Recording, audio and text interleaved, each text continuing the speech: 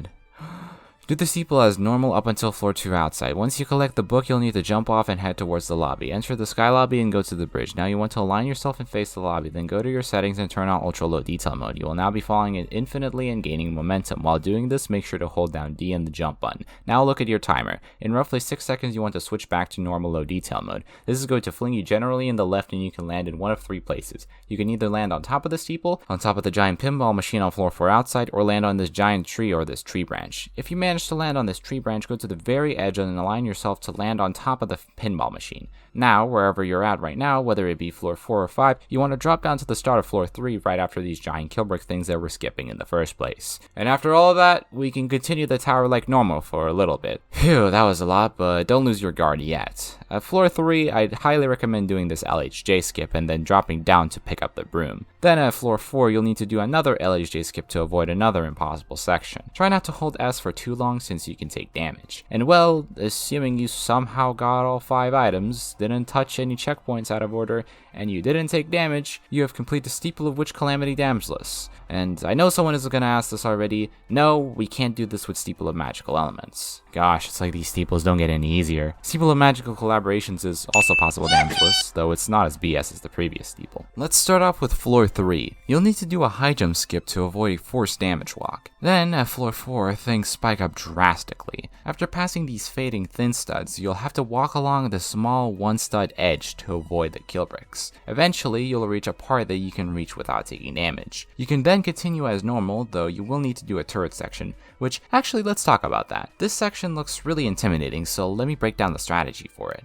I essentially block out the big turret because as long as you stay in between them, you'll be fine. All you really need to focus on are the small turrets. You just need to jump over them like any other kill brick. Repeat this pattern until the timer ends and dash out of there. Once you learn this turret, it's not that bad. Though we're not done with floor 4.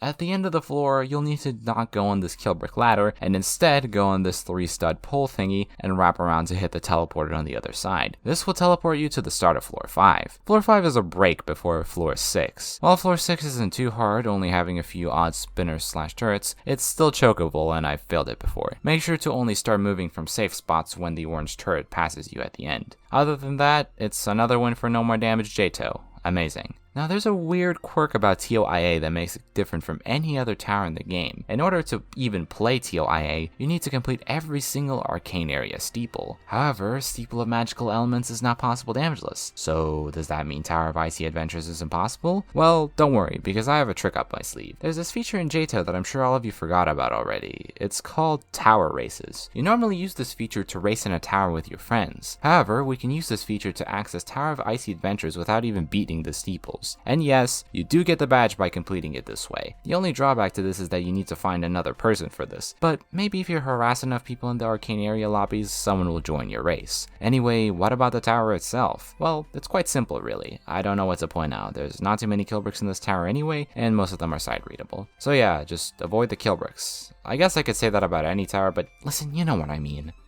And that's all for part 6. 9 out of the 10 towers are possible without losing health points, which is phenomenal honestly. Sadly, we can't obtain the crystal damageless, though it's kinda pointless, so it's whatever. We still got like 5 tower points. And so that means we have completed 100 towers without taking damage! Yeah! Gosh, I need to consider getting a line. I'd like to apologize for how long this part took to make. Due to the amount of updates being thrown at me, it was hard to keep up, especially since beating the towers is already hard enough, though I'm sure you all will understand. Right? Who am I kidding? There's already people asking when part 7 will come out. While we're on the subject of part 7, I still haven't made up my mind about what I'll do for part 7. It's likely that I'll do Lost River and Silent Abyss, though don't quote me on that. I'll try to release it this year, but also don't be surprised if that doesn't happen. I have some big videos planned for the end of the year. I guess that's all I wanted to say. Hope you all have a wonderful day. Wow, what a beautiful conclusion. Truly, the conclusion of all time. But anyway, remember everyone, stay in school, don't do drugs, and always watch videos fully before commenting on them. I guess, I don't know. I'll see you in the next one!